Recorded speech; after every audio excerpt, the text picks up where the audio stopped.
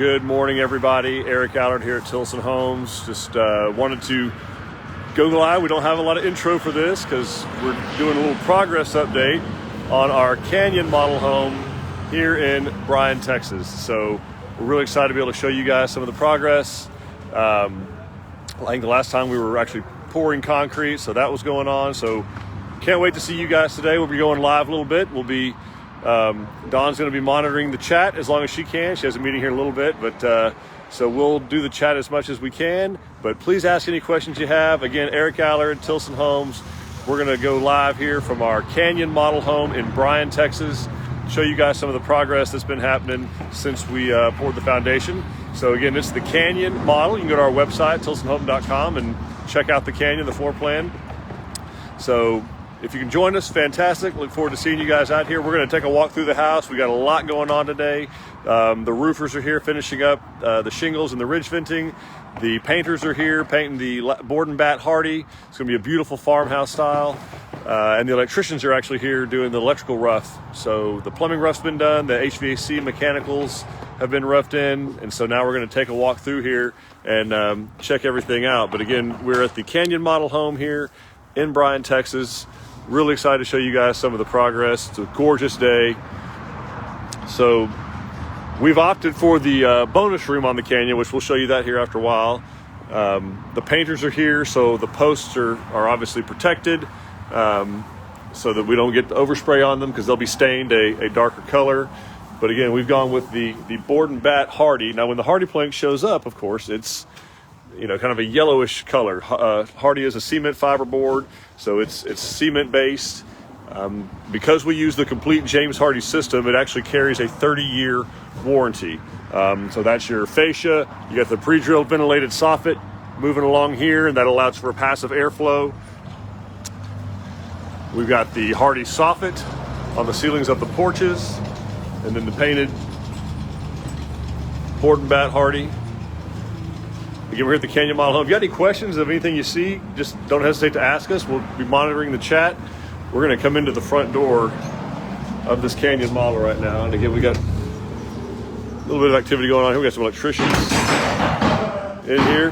Hey, everybody. And then we've got, you'll see a lot of the framing that's taking place. I want to show a couple of things in here. Of course, we're doing a full OSB wrap on all of our homes. Now that's the sheathing that goes around the exterior of the home. It's not required by code. It's just something that we like to do to make for, it makes for a lot more structural stability. It is required in windstorm areas, so we do it there all the time, and then we like the way so much that it makes the house stabilized and also makes for a nice smooth finish when we're doing any kind of siding, so your hardy plank or your board and bat siding. What you're seeing an example of here is a ladder tee. We're going to be doing some other videos to talk about this later. You can check out our framing videos. But this is where two walls intersect. So you got an exterior wall here intersecting with an interior wall here. And instead of running this wall all the way to the exterior, we stop it here, create this ladder tee situation so that we can get insulation all back behind there. We want to try and get insulation in every single cavity we possibly can on this home so that it's really, really nice performing house for you long term. So as we move through, we're actually here in the kitchen. So this will be the kitchen of the Canyon model. You've got our vent hood roughed in there that the HVAC contractors put in. This will be a walk-in pantry. You'll also notice some little honeycombing or chips in the concrete. All right, now, obviously, if it's stained concrete, we'll be doing this a little bit differently. But when this house is not going to be stained concrete, it's going to be luxury vinyl plank and tile floors. But this is actually where we shoot bracing into the concrete. So as we're framing up the walls of this home, there's no ceiling joists or roof rafters holding up yet. So we nail bracing to the slab, and then we angle boards on these walls to hold them up and straight so we can get them perfectly plumb. But that's what you'll see that's where we've shot nails into the slab to hold that bracing into place so that it's safe for the job site and we get a nice finished, perfectly plumb wall. So nothing structurally wrong with it. You're gonna also notice here the cabinet blocking. So obviously we block between the studs everywhere there's going to be upper and lower cabinets. so that the cabinet installer doesn't try and have to hit each stud as he's screwing the cabinets to the walls. Anywhere in here, they attach to here, and you got a nice, solid, rigid wall to hang those cabinets from.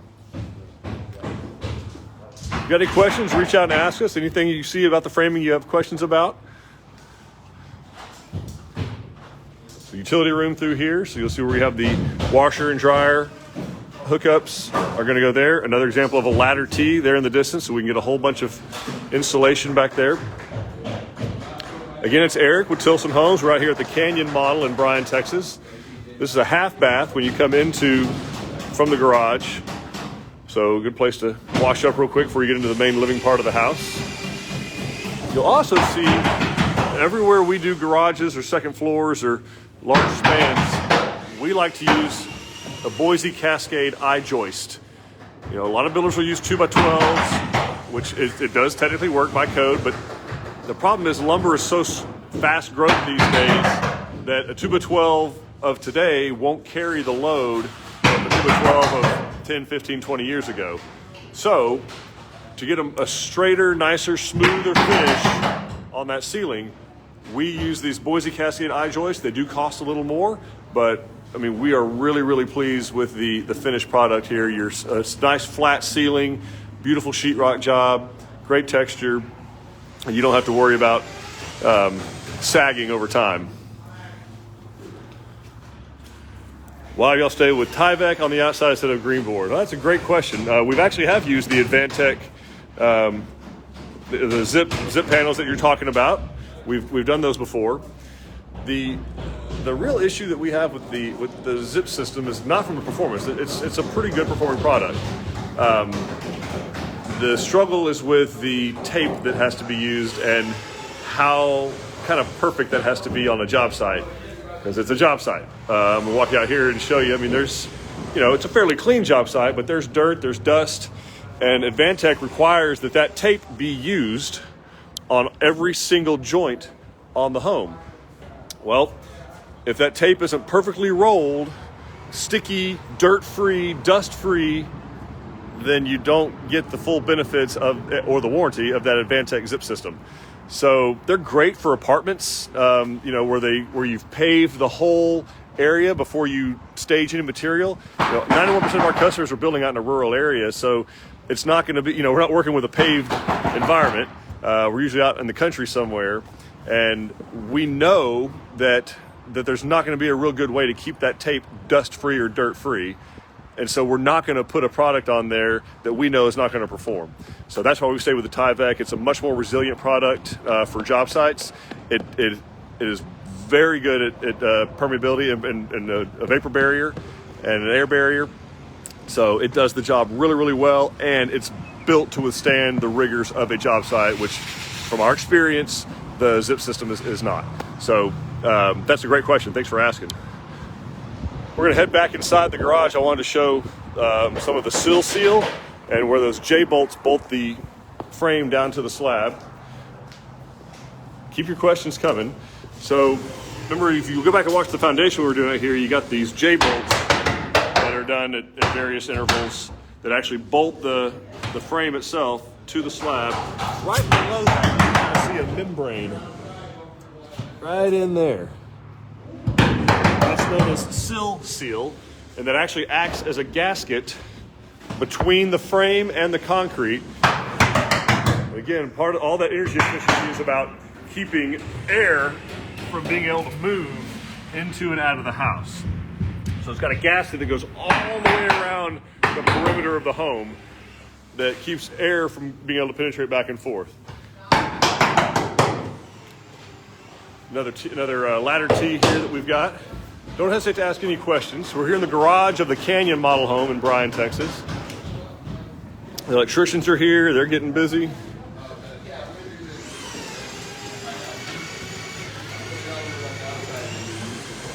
I'm interrupting David. There's your plumbing coming down from the half bath that's upstairs.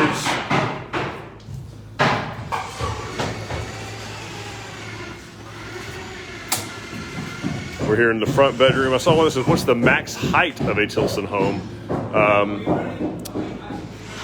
Just not sure, Juan Carlos, what you're asking there. I mean, it's the top of the ridge, maybe is what we're talking about. It'll just depend on, really the elevation. Usually most of them somewhere in the 20 to 30 feet range, but some of the 2 stories are probably taller than that. This home has a Jack and Jill bathroom. So we walk through this first bedroom here. So this bedroom will have access to its own sink area, and then there'll be a door here that walks into the tub and commode area that they'll share. Again, another example of those ladder tees where we're able to get insulation all the way back behind this cavity. We had a question here. He says, do we ever use max height on a garage? Okay, Juan Carlos. Okay, max height on a garage. We typically do, most of our garages have a 9 or 10 foot ceiling, so you have an 8 foot tall overhead door. It's a great question. I have another question here about, do we ever use hurricane ties to help hold the roof in high winds? So that is required that we use hurricane clips and hurricane straps in windstorm areas. So every county that borders the Gulf of Mexico does require hurricane clips and hurricane straps. It has to be inspected, of course. In an area like this in Bryan, it's not necessary. And I can tell you that because obviously we've been building houses since the 1930s. We've got hundreds of houses that have been on the ground since the 1960s. Windstorm didn't come around till the 1990s. And so my personal home was built in 2004 in Magnolia, Texas, and no hurricane clips, no hurricane straps, and it has sat through Hurricane Rita, Hurricane Ike specifically, obviously Harvey, all of those, which not high wind, but it doesn't move. Like those winds that far inland aren't going to do anything to move. You don't need clips and straps if you're not along the coast. It's you can spend the money, we'll put them on there for you if you want to, but you're wasting your money. There is not going to be any benefit whatsoever until you start getting to 120 mile an hour plus winds, which you're not going to get here. Great question though. So back to this Jack and Jill bath. Got another sink here. This is going to be an AC drain line. So the AC pan has a drain line that comes in to this sink here and goes down and out of the house. There's also a fail-safe up along here that's got pipes coming out of the gable on this end. So, hey Michelle, you're building a Canyon B. We love that. If you ever see water dripping out of one of those pipes, you need to call us. That means you have a problem. You have a stopped up drain. So again, they're running the electrical in here. We're here in the one of the secondary bedrooms of the Canyon model. You'll also notice in every single one of our homes, we've got multiple ductwork coming into each room. All right, and every bedroom, every room that has a door actually is going to have an AC duct. Obviously, it's also going to have a return air. So we put return airs in every single room in the home, and that is to keep even temperature distribution, even pressure distribution. So you've ever been in a house where it's like 74 where you want it to be in one part of the house, and then you maybe go to one of the far corner bedrooms and it's like 82, or it's opposite, it's colder, it's 65. That's typically because you're not getting good air circulation. Most homes just have a return air, like a big one, just like that. And we do those, but we also do them in every single bedroom and every study that has a door. So great feature that makes sure even temperature distribution, even air pressure, you're not going to have the door kind of halfway closed where the AC kicks on, it slams it shut. You're not going to have those kind of problems. Tina's wanting to know when it's going to be finished. Yeah, me too, Tina. That'd be a great idea. We're hoping to have it done, the first quarter of next year, finished and ready for people viewing. Probably a grand opening shortly after that. We are going to head upstairs here to the bonus room area. There's some cool stuff up here I want to show you, and there's a little less noise. We do use Advantex subfloor system, which is an inch and 1/8 tongue and groove subfloor. Do you change the filters in the return air vents? Great question. The answer is no. I'll show you where the return air that we're supposed to use. But we're up here on top of so you got the Boise Cascade eye joist beneath this, the Advantex sturdy floor system on top, 3/4 is all that code requires. We use 1 1/8 because we want a nice, stable, sturdy subfloor. So if the storm shelter is put in, do you recommend putting it in the master closet or outside away from the foundation? So typically, yeah, I mean, I wouldn't put it in the master closet ever. I would recommend, if you're going to put it anywhere inside of a home, a storm shelter, the only place I really recommend putting it inside a home would be a garage. That's the easiest place to get to and get out of if you have to kind of fight your way out of it from, everything for some reason. I mean, the only thing they're really good for would be a tornado. I don't know how much warning you're actually going to have before you get in a tornado shelter or something like that, but something to consider. Let's see. So now that we are up in the attic, want to get over to here. Let me get my comments back over here. All right, has Tilson ever built a home with an attached carport? If not, oh yeah, absolutely.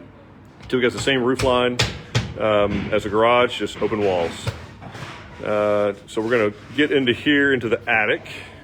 Now, the attic of this home is going to be accessed, because it has a bonus room, it's going to have a full-size door, which is really, really nice. So let's go in here to the attic. And again, we're here in the Canyon model home. This is in climate zone 2. I didn't point that out. So this is climate zone 2. So you're going to have the radiant barrier decking, which you see here, that blocks 97% of the sun's radiant heat. Brian has a question. Does it help to put insulation on the interior walls? Not really, Brian. So all the insulation does act as a thermal break, a thermal barrier. So theoretically, if this were an interior wall, it's not, but this were an interior wall, the temperature on this side of the wall would theoretically be the same as the temperature on the other side of the wall. So they're both 74 degrees. So the insulation is not really doing anything for you. The insulation is for, like on these exterior walls, to combat where the house is being attacked by the weather. The house is being attacked from the outside. So whether it's hot or cold, that's where it's happening. If you can control this thermal barrier, the 3 to 5 feet go around the exterior of the house, the interior of the rooms take care of themselves. They'll be good to go. Great question. I also want to talk about another advanced framing method we have here, and we'll do a better video on it, and that's this California corner. So again, we talked about wanting to be able to get insulation in every cavity that we possibly can. So instead of ending this wall here and not being able to have a void back here, we do what's known as a California corner so that we can get more insulation back behind there. And again, everywhere we can stop the thermal break is what we're trying to do. All right, so back into the attic. We were doing that. Hello, Gene Ainsworth watching. I remember Gene from Splendor, Texas. Thanks for joining us. So as we get into the attic, of course, you got a water heater here. We have a conventional water heater in here with a drain pan. Easy to access if you ever had to drain it, maintain it, that kind of good stuff. The roofers are up there, so that's the sound you hear in there. So this house is going to have 2 HVAC systems, one of which is zoned. So it'll actually have 3 thermostats on this particular, because the way the Manual J came back. And you got a couple of things going on.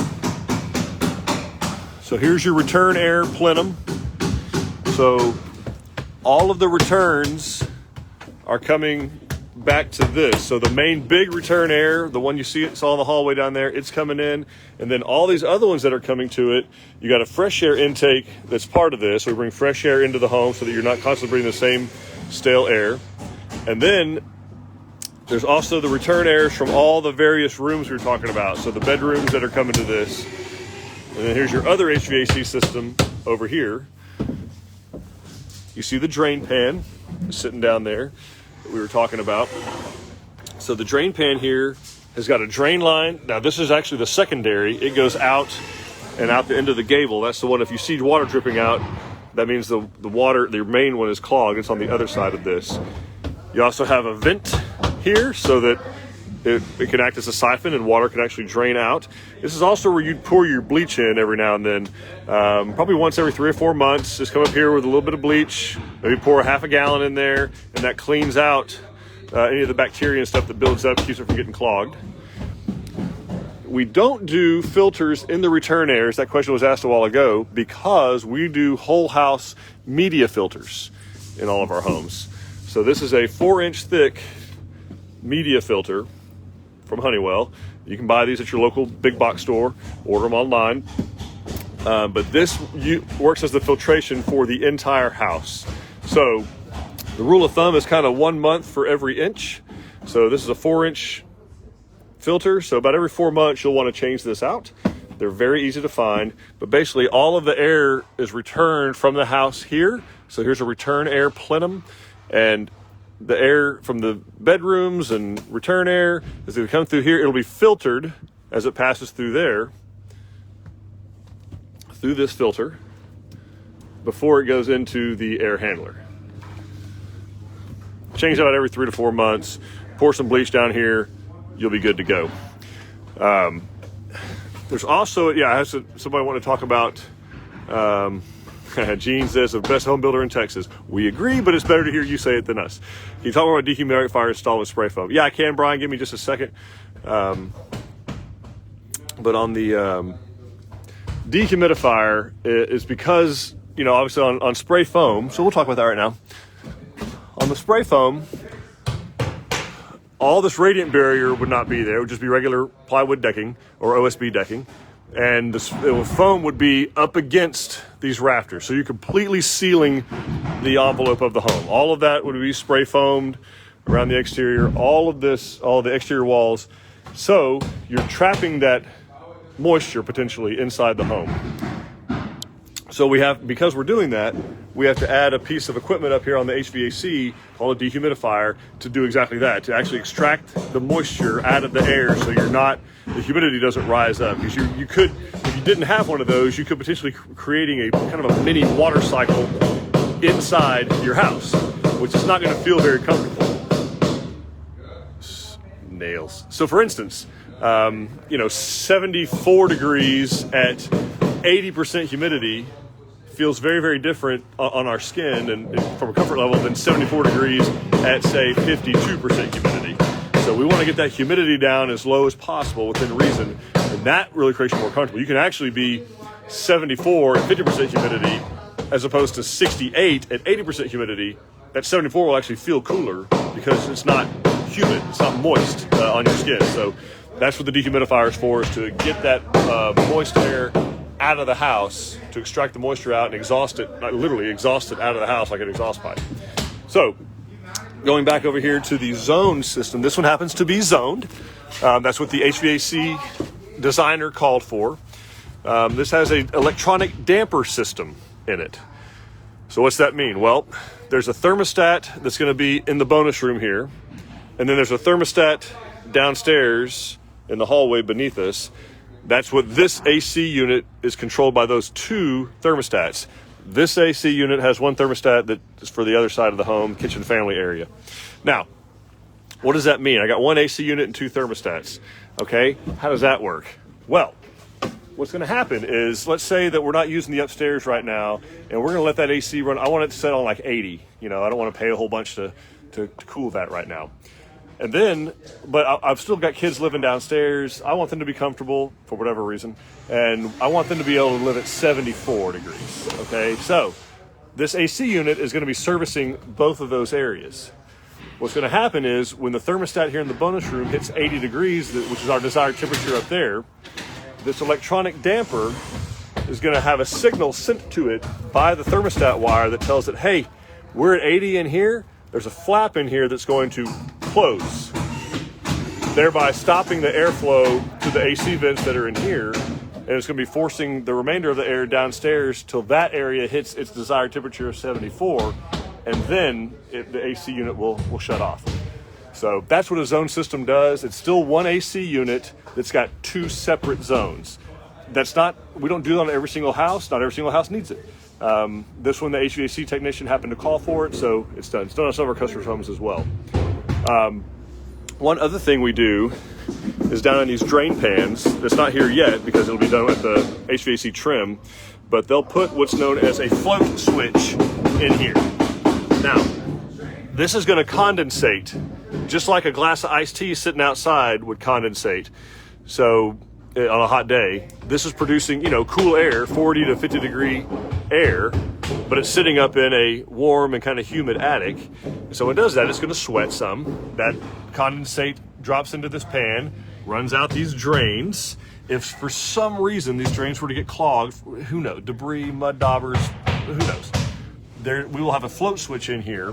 When water reaches a certain height, that float switch will be triggered and it will actually cut power to the AC unit so that it's not continue to produce cold air and continue to produce condensation so it doesn't leak in your house.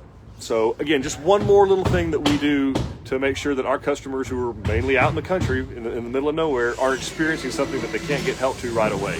So float switch on all our HVAC systems, really important detail for us.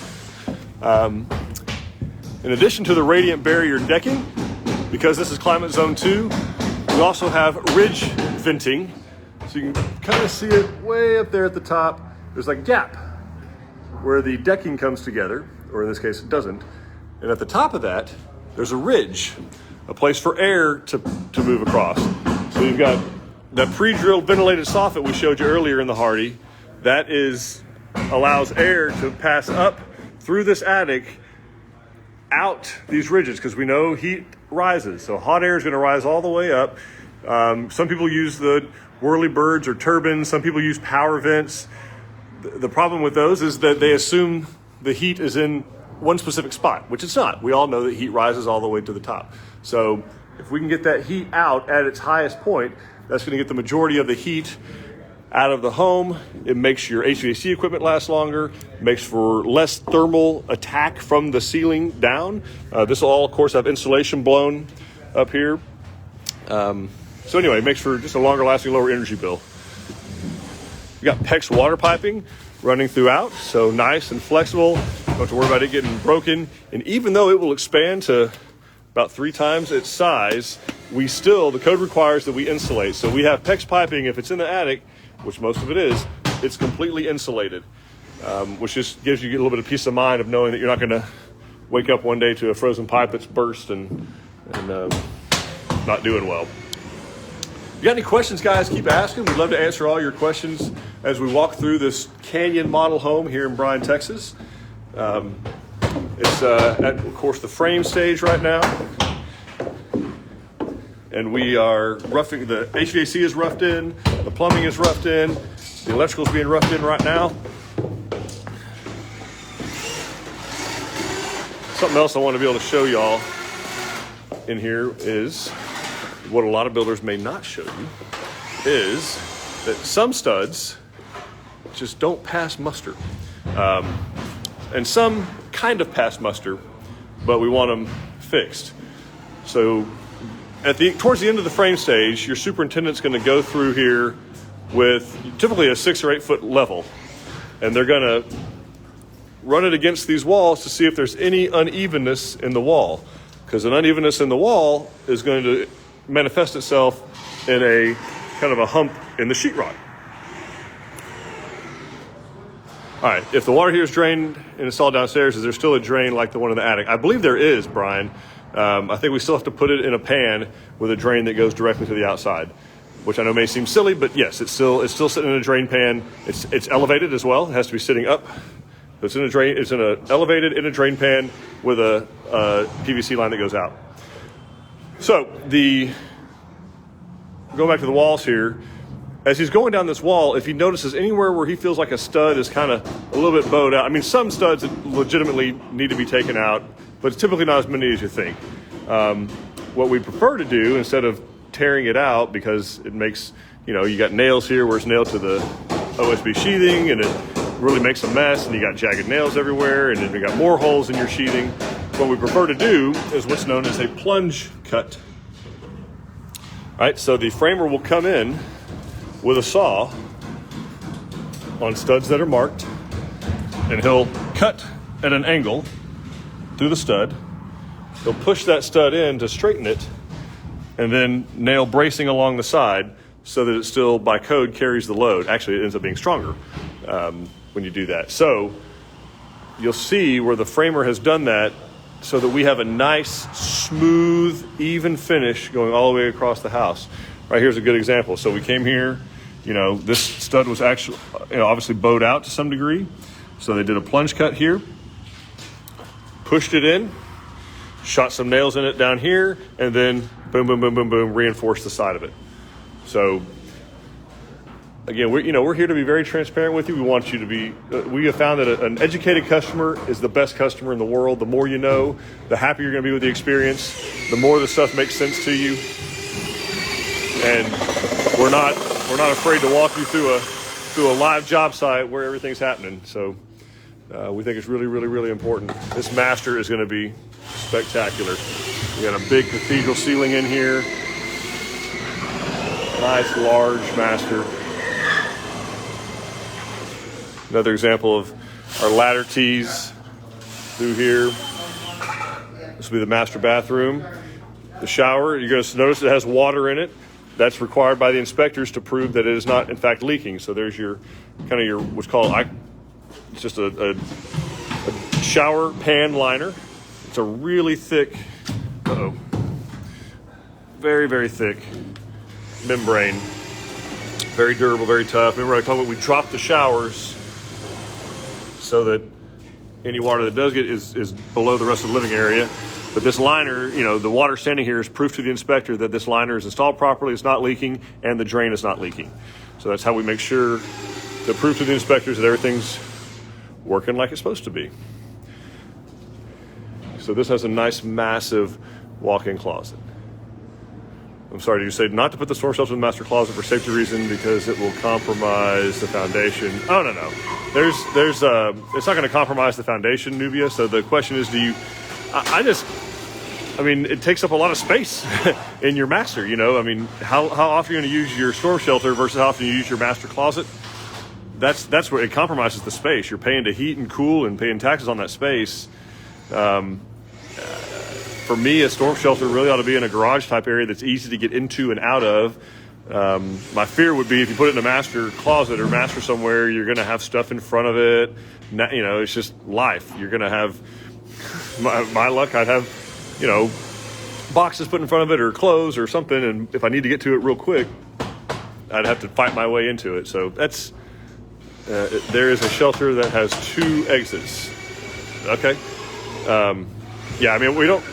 We don't have a lot of customers that do storm shelters. It's not really the ones that have done it have traditionally put them in the garage. And that's where Family Safe, the company that we work with most frequently when we have done them, that's where they recommend putting them.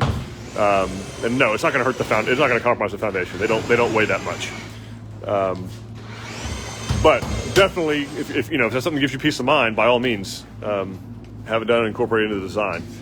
I just wouldn't sacrifice that much of my master closet for that, given the odds of something like that happening. We've got a water closet in here in the master. Great question, though. Keep asking all the questions. So we're going to head outside.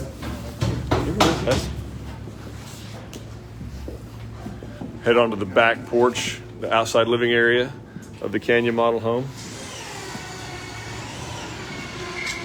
I love that. Love that. Please leave this house as clean as you found it. No mud or trash inside. That'd be nice. I'm going to slowly open so I make sure I'm not getting shot by paint. All right.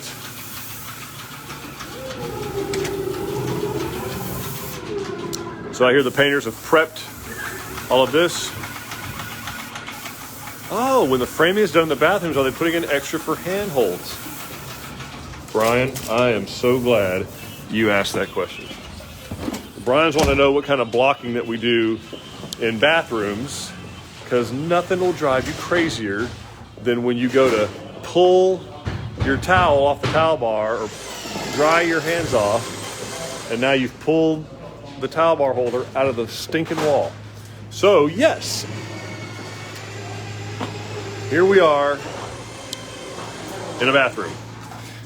So this is a secondary bath. The commode will be there. And right up here, you've got kind of this blocking going on up here. A couple of things happening.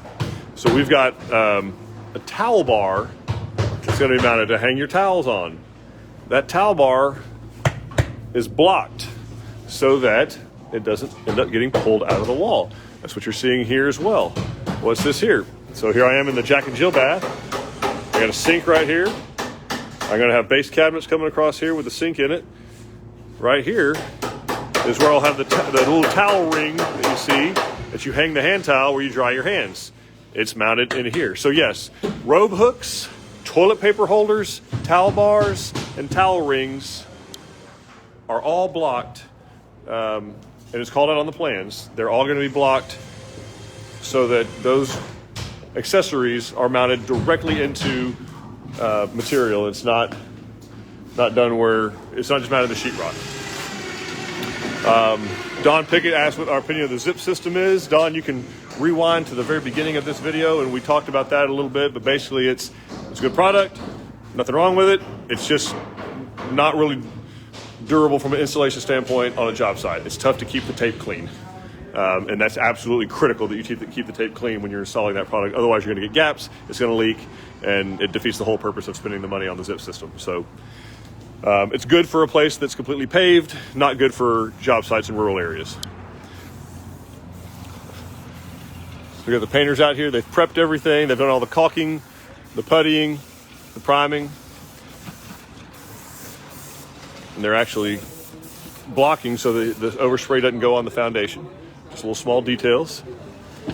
So we'll head into here.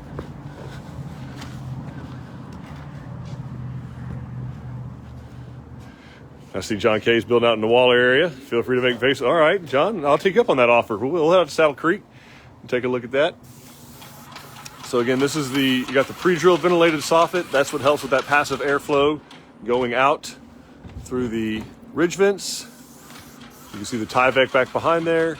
You can see where the Hardy is actually flashed. Anywhere there's a horizontal seam, you've got to flash that so that water cannot get in behind there. So you see the flashing over the windows as well. So nothing on these houses happens on accident, guys. There's design and there's science behind every single thing that we do out here. You can see where the post tensioning was done. So they've come back and they've already tensioned the cables up, and then they patch up the little spaces where they do the tensioning to have the little plastic caps housing them. You're going to see all kinds of little vents and things happening on the outside of your home. Try to do this out straight at the sun. Looks like you're going to be at the sun. But yeah, it's not really a good view without blinding everybody. So we'll check that out another time, another angle. But you'll see over here where the HVAC is going to be. Are soffits used when using spray foam? Great question, Brian. The answer is no. You would not need these pre-drilled ventilated soffits if you did spray foam. It would just be regular Hardy soffit on there. Great question. So the HVAC units will eventually sit out here. They'll be done closer to the end of construction. You got various vents coming out of here. Some of that's your fresh air intake. If you had a dehumidifier, it would have something that looks like this.